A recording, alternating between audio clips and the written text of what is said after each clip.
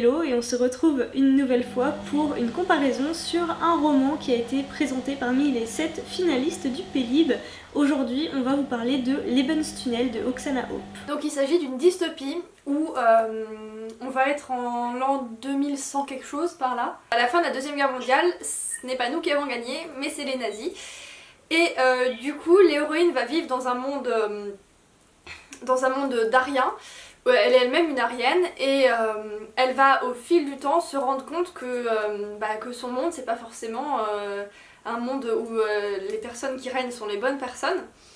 Et elle va découvrir qu'il reste encore des membres non ariens cachés et qui essayent de survivre. Pour commencer, ce qu'on peut dire, c'est que ça se lit très bien, l'écriture est relativement agréable, du coup la lecture va très très vite, je crois que je l'ai lu en une journée à peine, un truc comme ça, oui, quelques heures. Finalement on retrouve assez vite les clés des dystopies habituelles avec ce monde qui est séparé en deux, entre les survivants et...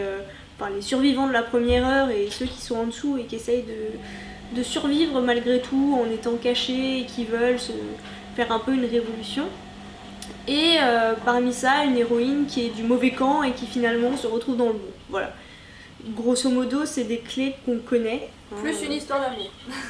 Ah oui, plus une romance, bien sûr, une romance compliquée. Dans les faits, s'il y a ces clés-là sur un univers qui est peu habituel, puisqu'il s'agit d'une uchronie sur la Seconde Guerre mondiale, pour de la jeunesse, ça on le retrouve pas souvent, mais du coup, moi j'ai eu un sentiment de déjà-vu, un peu, et le premier mot qui me vient, le premier nom de roman qui me vient, c'est Divergente en fait.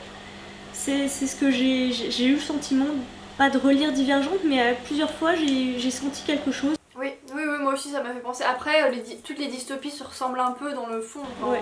Tout à l'heure, on parlait des histoires d'amour. Et là, pour le coup, on peut dire que l'histoire d'amour est vraiment très très bien et qu'elle est un peu plus originale. Elle ne tourne pas autour du pot comme toutes les histoires d'amour dans les dystopies qui sont juste chiantes et toutes pareilles.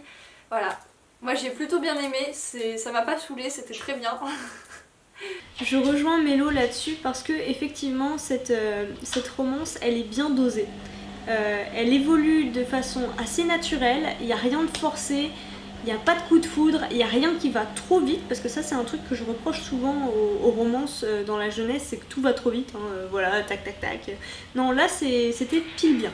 Ouais, et puis il n'y a pas de moment où oh ils ont failli s'embrasser mais il y a ça qui est intervenu, ils ont pas pu, puis ils osent pas, et puis ils se demandent et tout ça, il y a pas, c'est pas lourd. Ouais, j'ai trouvé très réaliste finalement. Ouais. Comme romance. Par rapport aux choses qui sont bien dosées et qui vont à la bonne vitesse, il y a le changement de l'héroïne.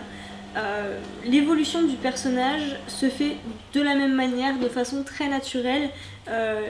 Elle change pas d'avis comme ça d'un coup. Globalement, le monde est bien expliqué aussi, l'univers des nazis, des Ariens, leur mode de vie, les termes qu'ils utilisent, tout est très bien expliqué et très bien amené, j'ai trouvé, pour sans pour autant en faire des tonnes, oui. Sans pour autant en faire des pavés d'explications.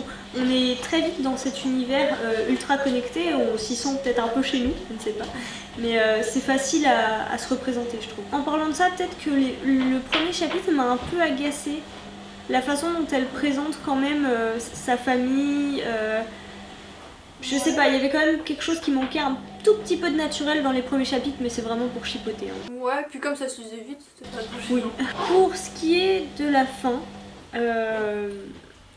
je l'ai bien aimé, je l'ai trouvé très très sympa, mais voilà, ça reste les mêmes clés qu'on connaît déjà, donc c'est pas hyper original et j'ai trouvé que ça me manquait un peu de suspense. Ouais, bah moi je l'ai quand même trouvé le suspense, enfin c'est un sentiment assez étrange, mais... En fait, ce qui se passe, c'est qu'il y a certains éléments qui sont amenés. En fait, il y a une mission, et à un moment dans cette mission, j'ai vraiment eu l'impression que la fin serait différente de toutes les autres dystopies, tu vois. Je me suis dit, l'auteur, elle va poser ses couilles sur la table et elle va faire un truc monstrueux. Et en fait, non. Et j'étais un peu déçue, quoi. Bon, après, il y avait quand même quelques petites surprises, une mise en place un peu d'un suspense pour la suite, quand même. Oh, pour la suite, honnêtement, ouais, je sais pas si je vais lire le deuxième. Je pense que je vais me laisser tenter, mais... je sais pas, là la suite ça me paraît un peu linéaire, tu vois. Il n'y a rien qui va me paraître exceptionnel, je pense. Mais voilà, moi je m'attendais aussi à quelque chose de beaucoup plus tragique, vraiment qui change, tu vois. Et je trouve qu'elle protège trop ses personnages. Oui, c'est vrai. Mais bon, après c'est que le premier tome, hein. Peut-être que dans le deuxième ou le troisième, elle va en tuer plusieurs. Hein. Ouais, c'est sûr, mais enfin j'espère, parce que sinon ce serait un peu triste. Mais là par exemple, dans cette fameuse mission, on a un groupe, et dans ce groupe, elle s'attarde sur certains personnages, et tous les autres c'est un peu des anonymes. Ouais. Et finalement, les seuls qui restent, c'est ceux sur lesquels elle a bien appuyé, quoi. Moi j'aurais aimé qu'on puisse sortir le violon et pleurer un petit coup, tu vois. Ouais. Dans ce roman, il n'y a pas que la thématique des nazis, des Allemands et tout ça qui est traitée, il y a également d'autres thématiques telles que la dépendance à la technologie et puis éventuellement l'entraide entre les populations ou ce genre de choses, non? Ouais, aussi, il y a toute une partie de la population qui est vraiment solidaire. C'est la vie de groupe, c'est la vie de réfugiés, c'est la vie en petite communauté. Et à côté, on est face à un monde très très froid. Enfin, la politique nazie comme elle aurait pu être éventuellement. Et d'ailleurs, j'ai trouvé que le personnage féminin, l'Arienne du coup, était assez intéressante parce que elle est trop humaine en fait pour ce monde qui est presque composé que de robots. Hein. Enfin, les Ariens, quand tu les vois marcher dans la rue, t'as l'impression que c'est des robots. Ouais. Et par rapport à ça, d'ailleurs, il y a autre chose qui est abordée, alors très très brièvement, c'est juste l'héroïne qui s'insurge. Elle n'est pas responsable, enfin, quand on la traite d'Arienne, quand on la traite de nazie, quand on la persécute et qu'on lui dit que de toute façon elle est responsable de tout le malheur des autres, elle dit « Mais comment est-ce que je peux être responsable de quelque chose que mon peuple a fait il y a 200 ans ?» Elle est même pas au courant. C'est abordé très très rapidement, mais j'ai trouvé ça bien de se poser la question. Pour conclure, oui, déjà, finalement on a un avis assez similaire sur ce roman qui s'est trouvé être un bon moment lecture, une lecture agréable, voilà, mais c'est pas non plus une lecture absolument exceptionnelle. De mon point de vue, je ne pense pas honnêtement qu'il mérite sa place parmi les 7 finalistes. C'est une très bonne lecture, il n'y a pas de souci avec ça, mais je le trouve pas, voilà, pour moi il manque le petit truc absolument oufissime qui fait qu'il pourrait être dedans. Ouais.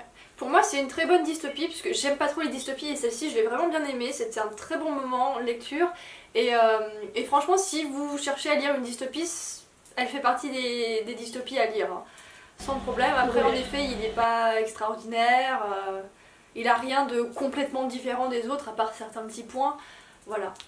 Mais ça reste un très très bon livre. Ouais, et du coup je pense que finalement, maintenant je me ravise, je vais peut-être me laisser tenter par le tome 2. Oui, moi je pense que je vais voir, le lire. Ouais. Pour voir jusqu'où l'auteur va nous emmener en fait. Ouais, je suis curieuse. Et voilà, c'est fini pour cette comparaison. N'hésitez pas à nous dire ce que vous en avez pensé si vous l'avez lu. On espère que ça vous aura plu ce qu'on vous a dit. Et on vous souhaite de très bonnes lectures jusqu'à la prochaine vidéo.